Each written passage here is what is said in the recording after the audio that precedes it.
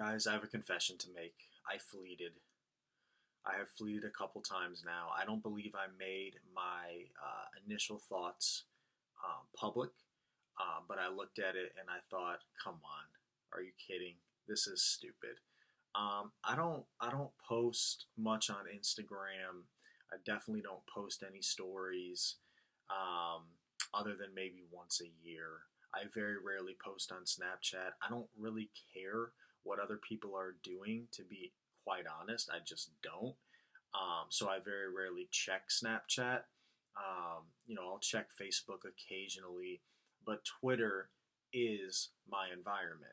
And so I'm like, really? You're bringing some of these annoying aspects to Twitter? But I fleeted.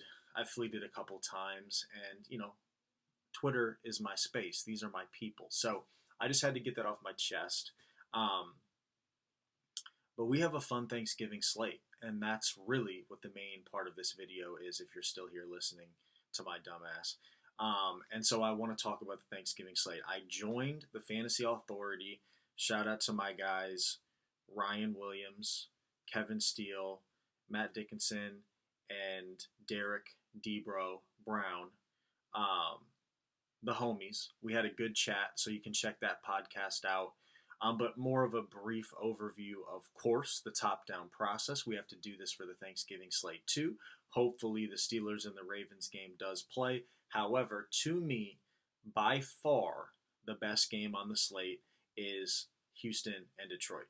I don't think that I'm breaking any news there. So that's not a ton of leverage because I think everybody knows that. It's the first game. People are going to want to play it. Watson just balled out last week, so there's recency bias that makes us want to go back to Watson. Does that make sense? Yes. Watson is in God mode. He's carrying this team. Ever since Bill O'Brien got fired, Brandon Cooks has, sprung onto the scene. Will Fuller has been very reliable other than the 1 week where he hurt his hamstring. As long as, God willing, he stays healthy, he should have a good game here. The weapons are there.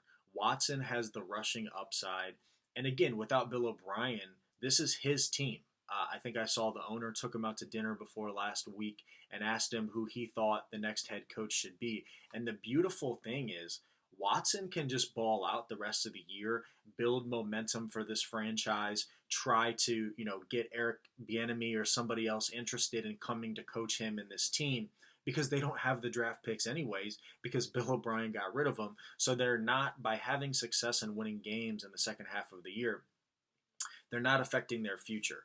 So this is a fantastic spot for the Texans. That's where I think you should be starting most of your builds. Of course, you want to diversify if you're making a lot of tournament lineups, especially in only a 3-game slate.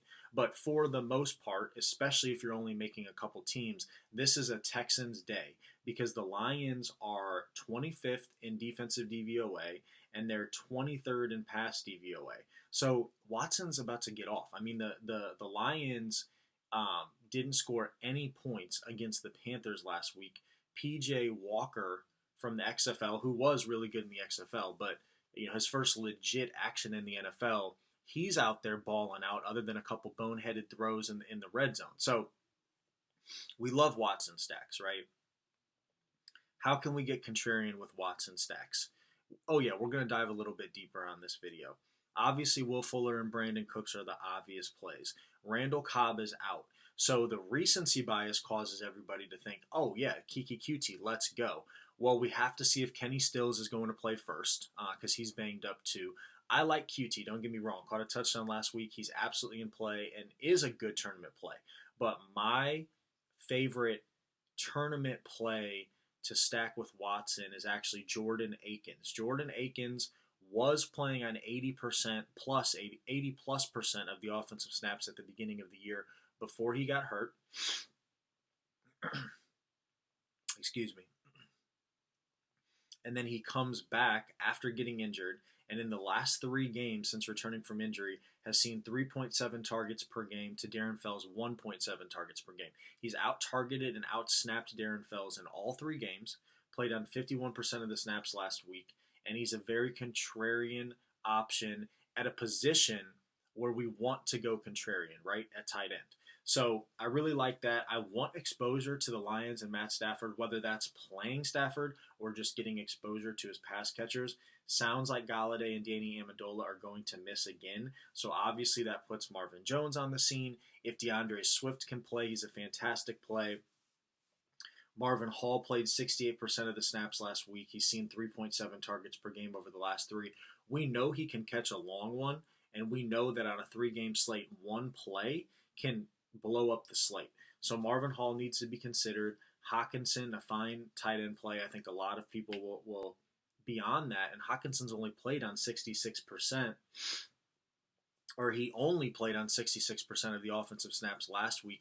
They're not using him a ton, although 6.3 targets over the last three. He does get red zone targets. He's interesting. And then shout out to Derek Brown, my guy, for talking up Jamal Agnew on our podcast the other night. Agnew saw, I forget exactly how many targets it was, but he saw some targets last week. He's actually seen at least one target in most of his games this year. And if Amendola is out, he's interesting because Quintez Cephas hasn't been playing a ton lately anyway. So best game of the week. You want to start there. You want to, the best ways that we can play this from a tournament perspective is to just domination stack, like I've talked about before. Go Watson and at least 3 of his pass catchers, plus game stacks, run it back. Because like I said, if DeAndre Swift plays, here's my favorite nugget from 2 nuggets for this game. The Lions, have given up the most DraftKings and FanDuel, no matter which site you're looking at, points to running backs in the league. The Texans have given up the 3rd most DraftKings and FanDuel points to running backs per game in the league.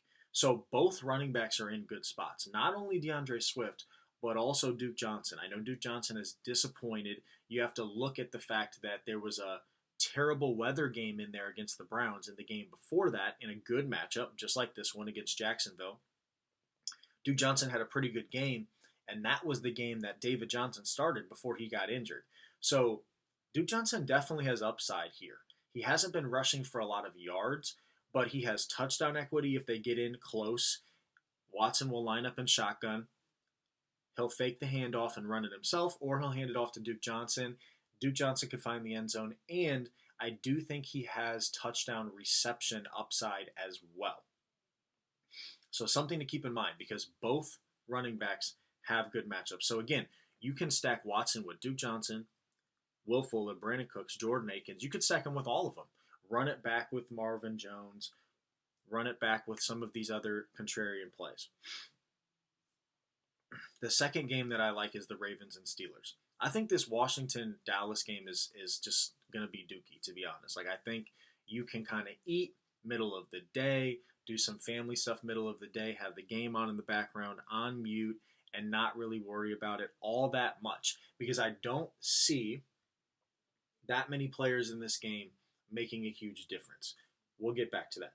Steelers and Ravens. We have the Steelers, who are middle of the pack in offensive DVOA, but the Ravens, who are pretty banged up with COVID, their defense is 7th in DVOA, 9th in pass DVOA, 4th in rush DVOA.